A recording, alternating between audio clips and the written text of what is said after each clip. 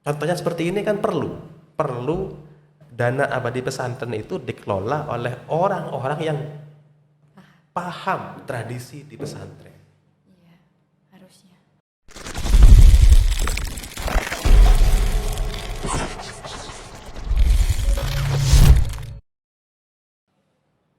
Assalamualaikum warahmatullahi wabarakatuh. Ketemu lagi di podcast Blog Agung Media, Informasi dan Inspirasi.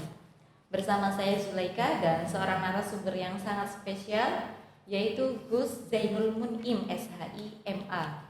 Beliau adalah Mudir Ma'had Ali Darussalam, juga sebagai Sekretaris Kepala Bidang Publikasi dan Komunikasi, juga sebagai dosen Institut Agama Islam Darussalam.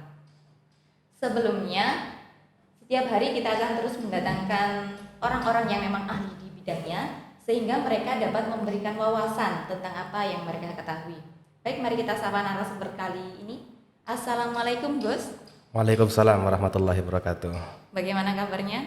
Alhamdulillah lancar, sehat. Amin. Alhamdulillah sehat juga. Baik, sebelum kita mulai ke acara inti, Gus, mungkin bisa diceritakan masa kecilnya atau lahirnya di mana? Karena penonton kita kan, kita bisa ditonton seluruh dunia kan ya. Kalau di wilayah Darussalam atau Blok Agung pasti sudah kenal semua dengan Gus Jan. Mungkin bisa diceritakan dari mungkin hobinya, masa kecilnya, sehingga dapat menginspirasi sehingga dapat sesukses ini sekarang. Oke, ini nostalgia ini. Ya, Nostalgia. nostalgia menginspirasi. Hal yang paling nyaman ketika sendirian itu nostalgia biasa. Saya itu lahir di Probolinggo awalnya, di Paiton, Ya. sampai umur setahun di sana. Lalu saya lahir di keluarga pesantren, tepatnya di Nurul Jadid di Probolinggo. Terus dapat setahun pindah ke Jember. Di Jember, tepatnya di Desa Suren, Kecamatan Ledokombo. Tapi lebih dekat dengan Sempolan. Kalau sampean turun dari Gumitir, itu ada pom pertama kiri jalan. Oh, di situ. Nah, setelah pom ada pertigaan ke kanan, Ya. arah ke Bondowoso.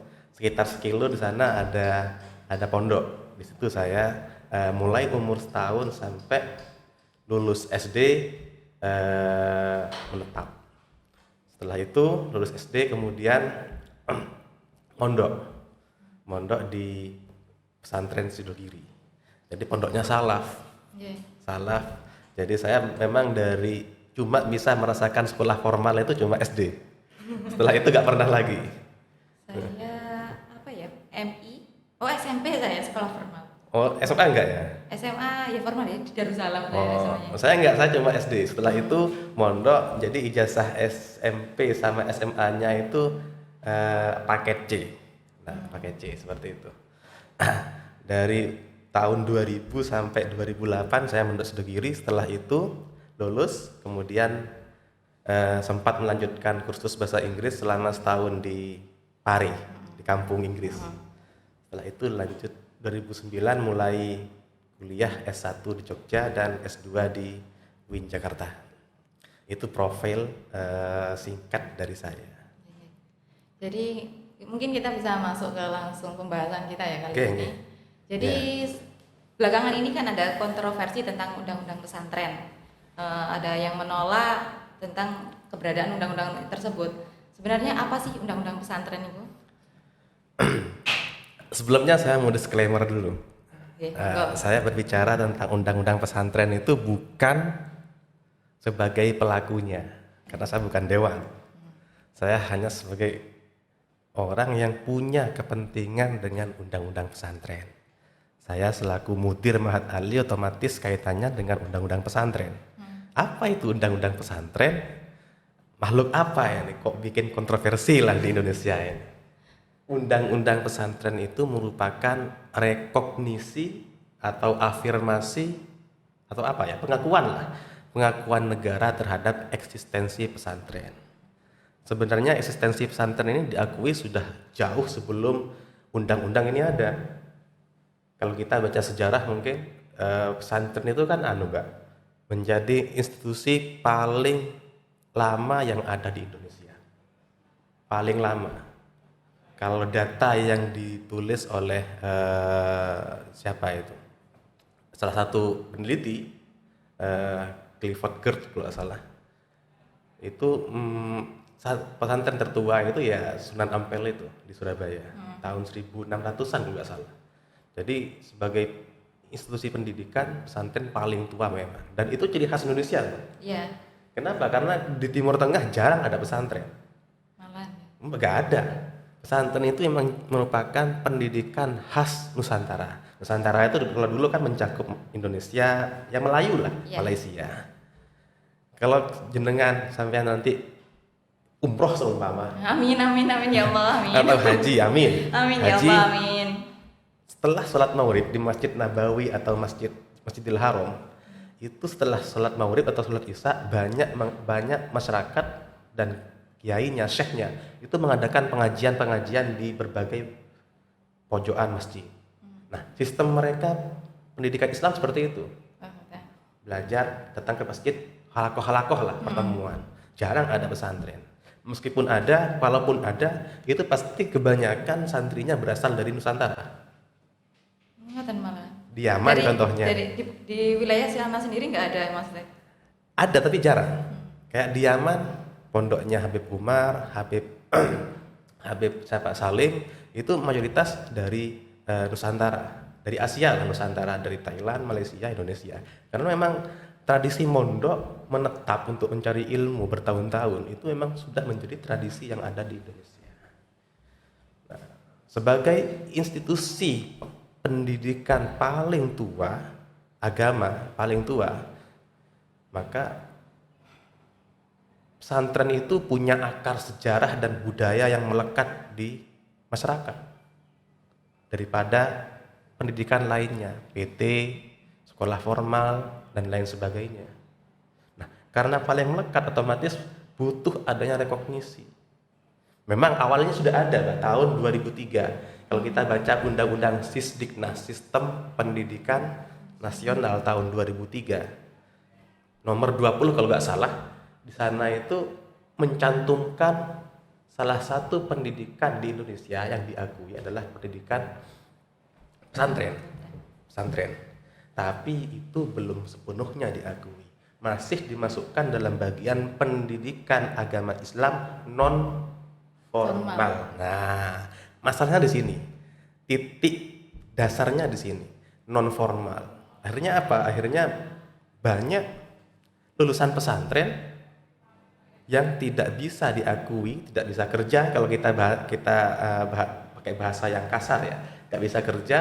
Kenapa? Karena ijazahnya belum diakui oleh pemerintah. Itu alasan utama lahirnya undang-undang ini.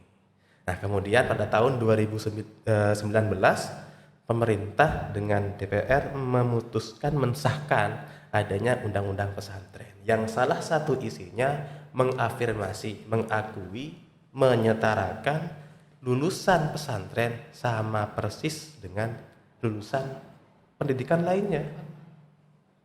Lulusan UIN, lulusan SMP, SMA sama saja.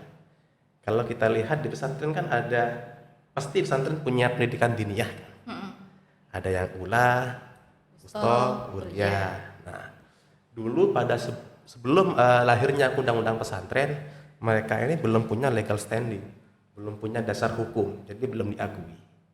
Sejak adanya undang-undang pesantren, di sana ditegaskan dalam undang-undangnya bahwa lulusan diniyah baik muadalah PDF itu punya hak yang sama dengan pendidikan formal lainnya seperti SMP, SMA, MAK, SMK dan lain sebagainya.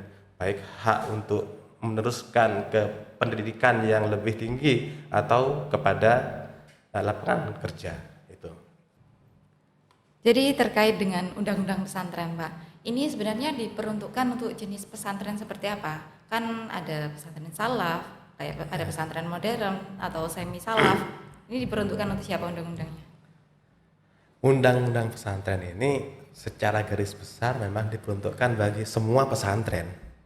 Tapi kalau dilihat dari sasarannya ini memang bagi pesantren-pesantren yang tidak memiliki sekolah formal. Berarti pesantren salaf. Tapi bukan berarti juga pesantren yang modern yang semi tidak boleh menggunakan undang ini. Boleh saja. Intinya pesantren adanya undang-undang pesantren ini diharapkan pendidikan diniyah sampai ke atas Mahat Ali yang merupakan pendidikan asli pesantren itu diakui oleh pemerintah dengan adanya undang-undang ini. Nah, kalau ditanya yang paling berkepentingan dengan undang-undang ini siapa? Ya pesantren salaf kebanyakan.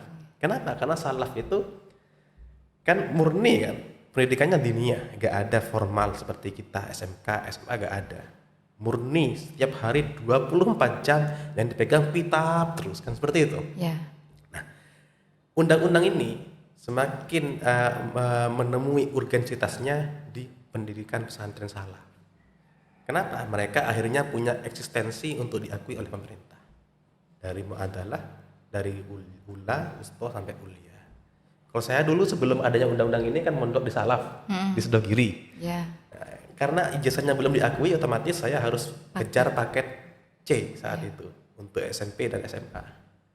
Nah, seandainya undang-undang ini Sudah berlaku saat saya masih mondok, saya nggak perlu pakai paket C.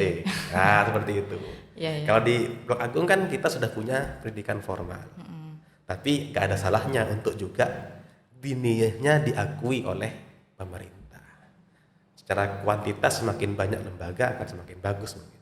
Kayaknya lebih enak kalau diakui sih Pak, kan bisa fokus, nggak mikir dua. Bisa diniyah aja udah diakui kan cukup Sudah diakui diniyah. cukup diniyah. Jadi semakin banyak pilihan kita ini di sini. Yang mau formal silahkan, yang mau fokus mengkaji kitab sampai ke akar-akarnya, ke tetek bengeknya. Ini Silahkan nyambung masuk ke sama yang disampaikan Gus Munib kemarin. Jadi Blok Agung itu menyediakan pasar ya. pasar. Iya. Jadi di Blok Agung itu siap apa aja kan? Kata Gus Munib seperti itu waktu podcast. Karena adanya sekolah formal itu kan merupakan adaptasi pesantren terhadap kemajuan zaman. Mungkin tahun 40-an orang nyari kerja gak perlu ada ijazah S1, gak perlu. Iya kan, gak perlu dulu. Iya. Makanya pesantren gak ada yang membuka sekolah formal dulu. Lambat laun perkembangan zaman untuk kerja saja harus sudah minimal S1 Ya. dulu. SMA nggak laku. Cuma gak laku. S1 mau gak mau pesantren juga ikut perkembangan zaman. Iya. Sekarang bahkan untuk jadi guru TK sepertinya harus S1 sekarang. Iya. Seperti Kalau nggak S1, S1-nya nggak linear ya harus dilinier kan kayak gitu kan, Linear nambah kan, kuliah iya. gitu. Ya, mungkin masa mendatang ya, masa depan untuk naik haji aja harus S2. Wow, Kemungkinan. aku kuliah lagi dong. Nah, kalau ini terjadi, mau nggak mau kan pesantren harus beradaptasi kan.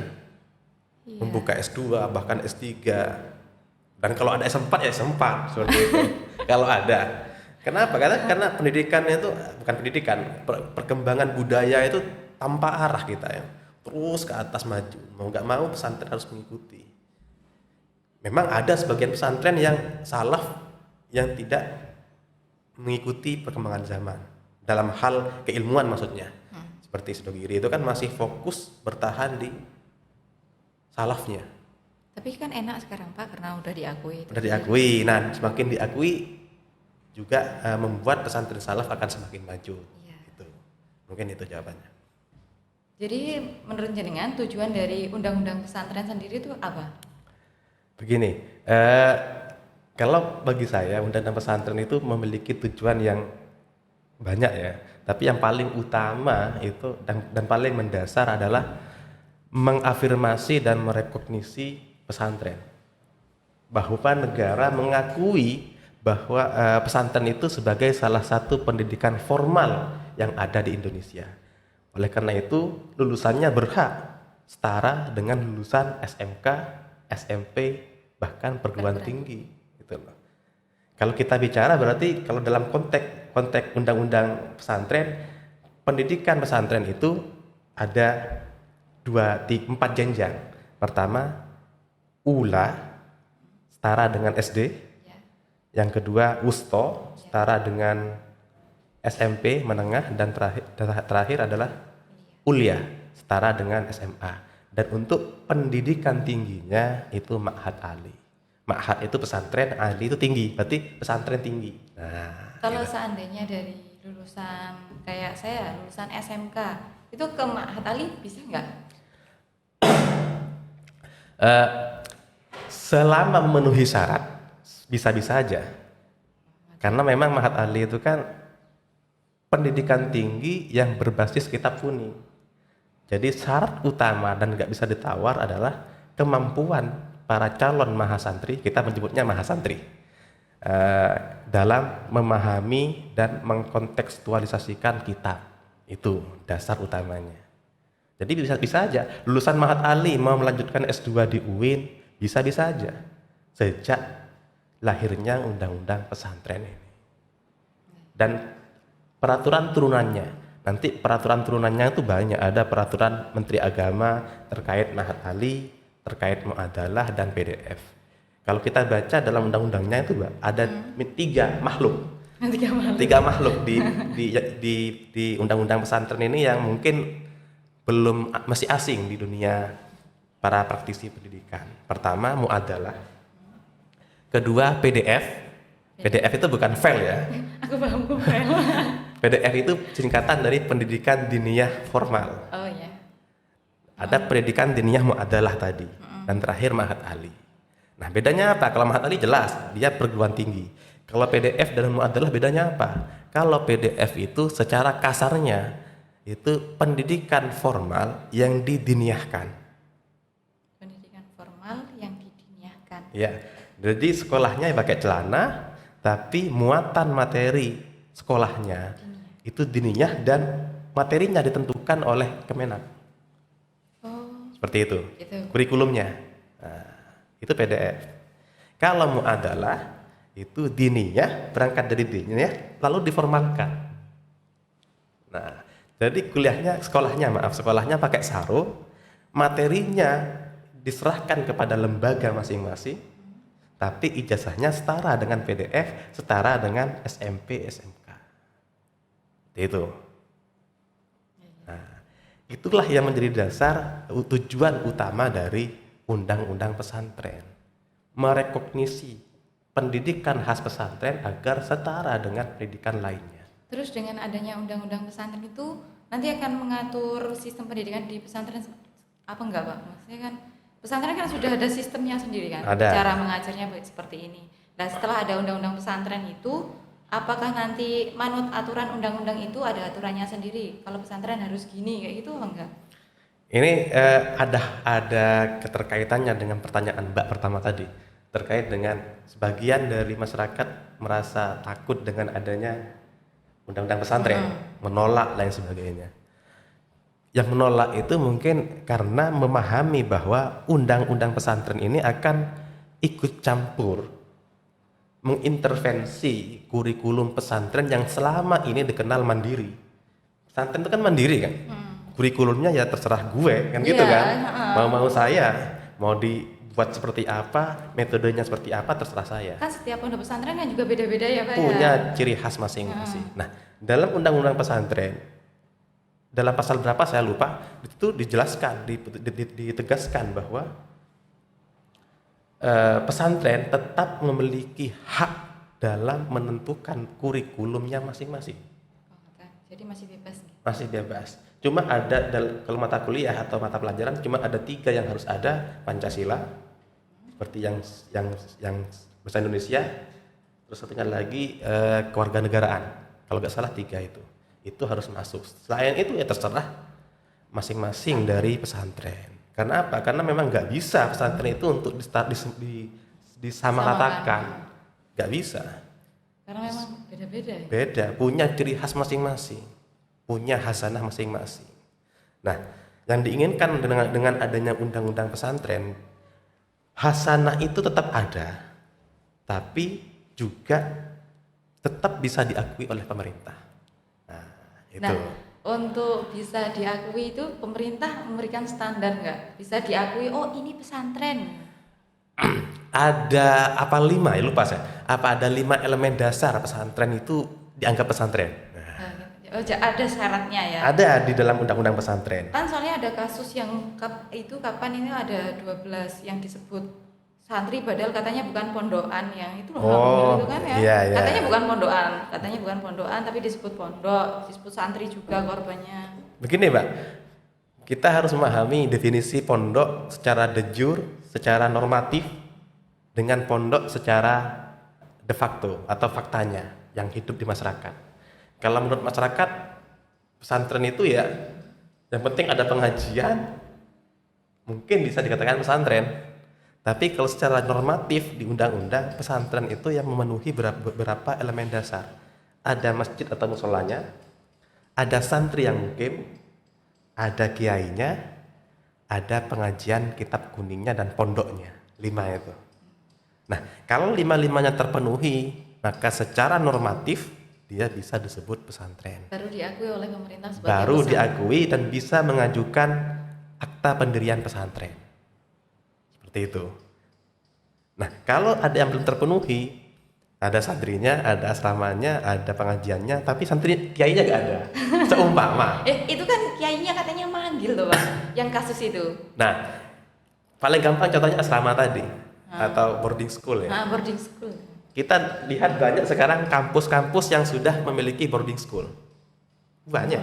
Di Malang itu ada sebagian kampus yang sudah punya boarding school. Asrama. Ya? Asrama. Jadi semester 1 dan 2 sarjananya, S1-nya, semester 1 dan 2 itu wajib menetap di asrama. Iya, aku pernah ikut seleksi di sana, Oh. nggak masuk. Ya, itu secara normatif bukan pesantren itu. Kenapa? Karena kiainya nggak ada. Walaupun ada santri yang menetap, ada asramanya, tapi kalau elemen-elemen dasar yang 5 ini tidak terpenuhi, secara normatif itu bukan pesantren. Tapi kalau secara de facto, menurut persepsi masyarakat bisa aja itu pesantren. Terserah masyarakat. Yang penting ada pelangnya, pondok pesantren, walaupun nggak ada santrinya, kan sah-sah aja. Terserah masyarakat seperti itu. Ada juga seperti itu. Itu. Jadi dari undang-undang pesantren itu nggak akan berdampak ya untuk madrasah diniyahnya. Enggak, memang di pesantren itu yang agak vital juga terkait dengan aturan dana abadi pesantren. Nah, kembali ke dana abadi pesantren itu. Monggo dijelaskan itu maksudnya gimana?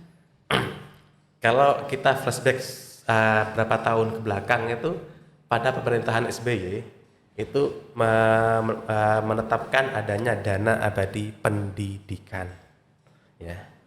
Dana abadi pendidikan itu diambil dari berapa persen, saya lupa, dari APBN negara. Diambil berapa persen? Kalau nggak salah ada sekitar 16. Kalau nggak salah, saya lupa. Gitu. 16 triliun itu dijadikan sebagai dana abadi pesantren. Dana abadi pendidikan. Karena sifatnya abadi, maka otomatis tidak boleh digunakan untuk apa-apa. 16T ini hanya bisa digunakan untuk investasi, hasil investasinya baru bisa digunakan untuk membiayai pendidikan masyarakat. Itu dana abadi pesantren, dana abadi pendidikan. Yang kemudian nanti dikelola oleh LPDP, Lembaga Pengelola Dana Pendidikan. Gitu loh, LPDP. Nah, mulai tahun 2020 kemarin, akhir 2020, pemerintah mensahkan dana abadi pesantren sebagai bagian dari dana abadi pendidikan.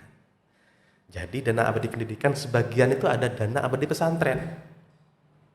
Itu loh, yang khusus diperuntukkan bagi perkembangan pesantren. Sebagian ada yang menolak. Kenapa? Khawatir kalau ada dana sumbangan, takutnya kemandirian pesantren dalam menentukan kurikulum takut diintervensi seumpama. Padahal jelas dalam undang-undangnya pesantren punya hak 100% menentukan kurikulumnya masing-masing. Dana abadi ini hanya pengakuan negara penghormatan negara atas eksistensi pesantren selama ini. Tapi itu nanti nggak muncul masalah baru Pak kan? Kayak kasus itu loh yang bisa roh guru TPQ kayak gitu kan, ternyata itu nggak bisa merata kayak gitu kan, nggak takut ada masalah itu kalau ada dana? Kalau masalah itu bukan urusan kami ya, karena kami kan konsumen. Iya. Bahasa kasarnya kita ini konsumen, Karena kita ini rakyatnya. akan ada masalah baru kayaknya. Itu kan Kalau masalah nggak ada birokrasi, pemerataan. masalah birokrasi pendanaan dan birokrasi lainnya. Itu sudah menjadi tanggung jawab dari para pejabat di sana. Yang jelas secara normatif dana abadi itu pesantren itu memang dikhususkan untuk pesantren. Minimal pendidikan, kedua pengembangan kelembagaan itu yang paling kuat. Kenapa? Karena fungsi pesantren itu kan ada 3 Kenapa Pak? yang dalam undang-undang itu sebagai pendidikan, dakwah, dan pengembangan SDM masyarakat. 3 itu. Jadi pesantren itu tidak hanya bertugas memajukan pendidikan, tapi juga punya misi dakwah, punya misi pengembangan sumber daya manusia masyarakat. Itu. Karena 3 hal misi pesantren yang utama itu, maka perlu ada sokongan bantuan dari pemerintah. Bukan sebagai santunan, tapi sebagai pengakuan pemerintah atas eksistensi pesantren yang sangat besar sekali bagi bangsa. Itu. Jadi kembali ke Mahat Ali ya Pak ya. Sekarang kan banyak perguruan tinggi dengan perkembangan zaman, terus di mana-mana sekarang dibuka perguruan tinggi Pak, ada yang nggak usah nyebut merek ya. Ya, nggak usah.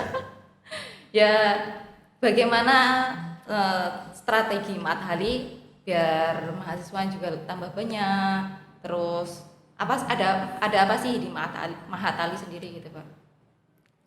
Oke. Mahat Ali itu saya jelaskan sejarahnya dulu ya. Itu berdiri pertama kali di Sukorejo, Situbondo, di sana. Mahat Ali Salafiyah Syafi'iyah Sukorejo yang didirikan oleh Kiai As'ad Syamsul Arifin.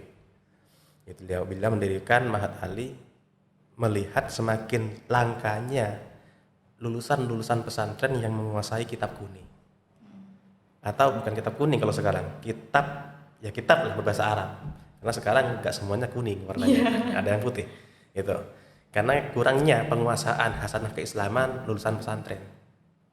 Jadi para kiai itu merasakan keresahan akademik, keresahan kegalauan akademik. Santri sekarang ini semakin sedikit yang alim dengan kitab.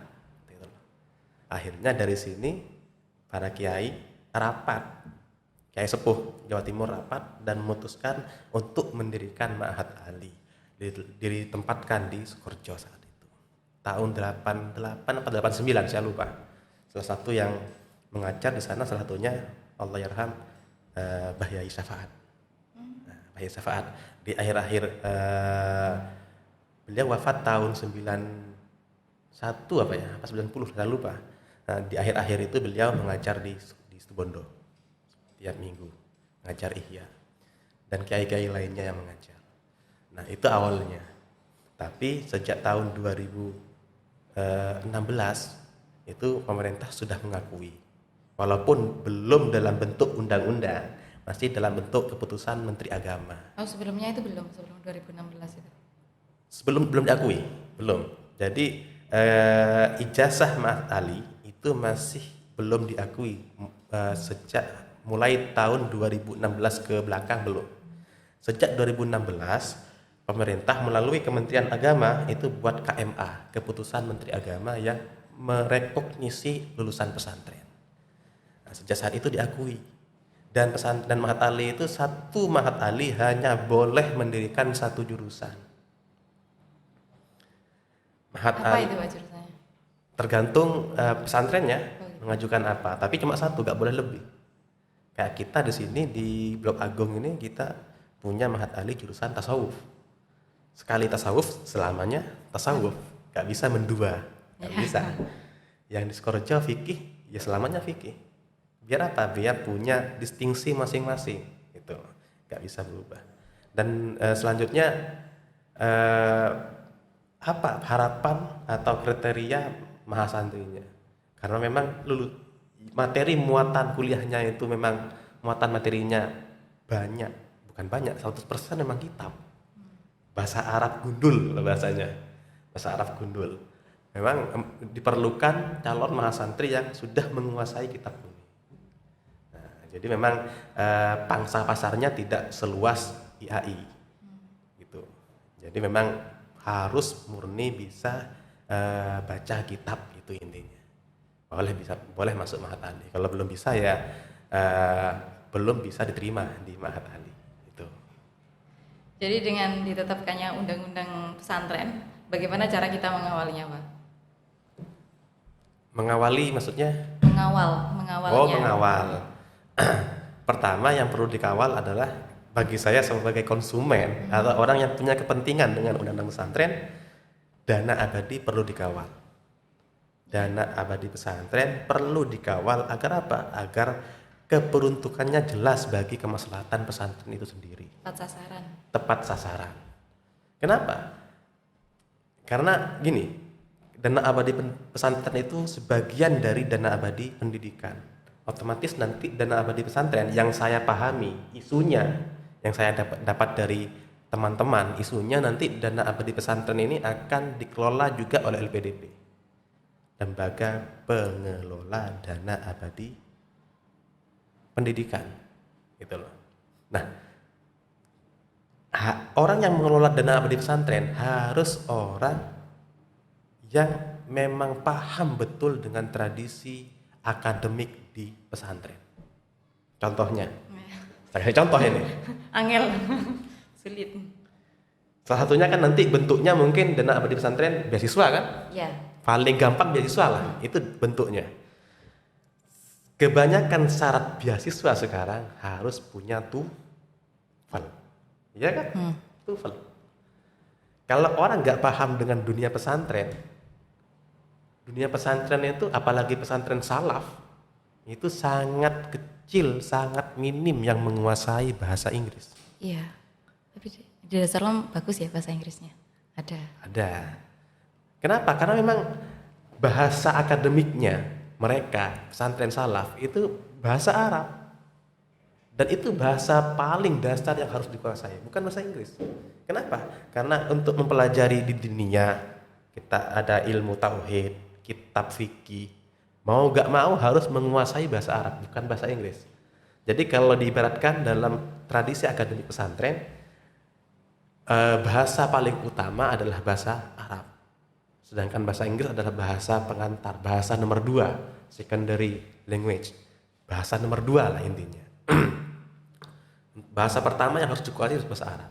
Otomatis nanti yang kami harapkan, kalau memang ada beasiswa untuk santri, persyaratannya diganti, bukan TOEFL tapi TOEFL.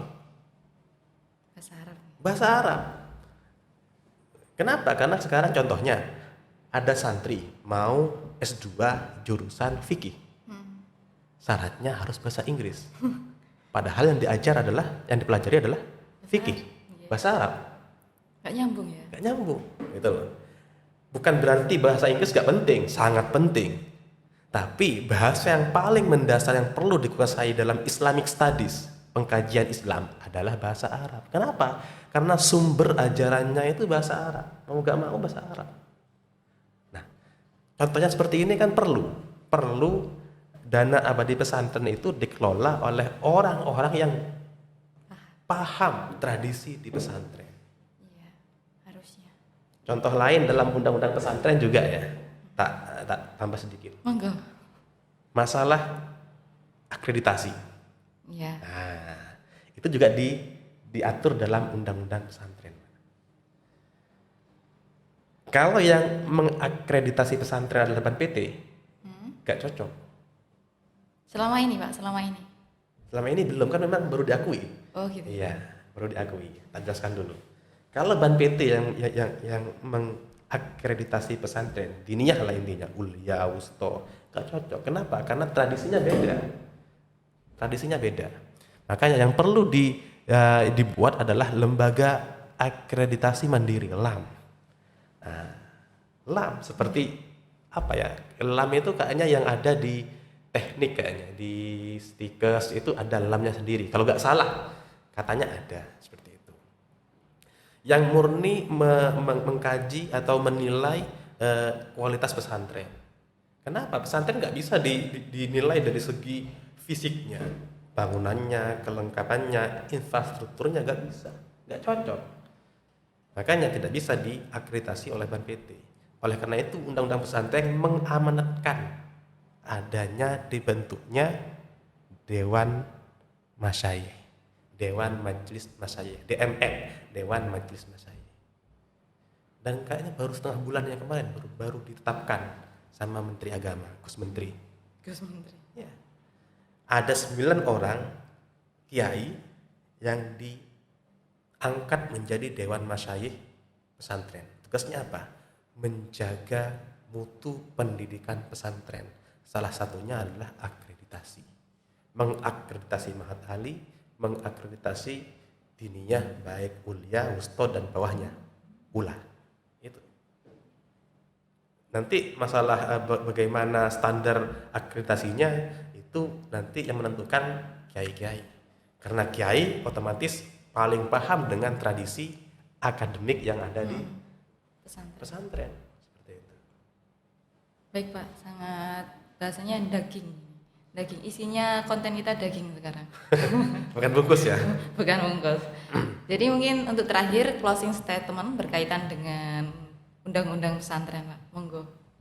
Closing statement jenengan berkaitan tentang undang-undang pesantren.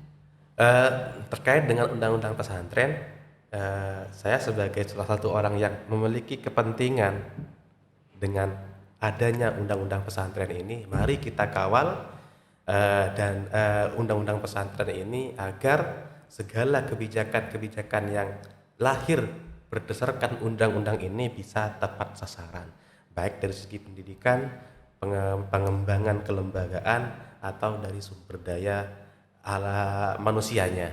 Mungkin itu. Terima kasih untuk kehadirannya. Ya. Pembahasan kita kali ini berkaitan dengan undang-undang pesantren. Jika kamu pengen kita bahas tentang apa, bisa tulis komentar di bawah ini. Demikian pertemuan kita, sampai jumpa di podcast selanjutnya. Saya Zulaika, wassalamualaikum warahmatullahi wabarakatuh.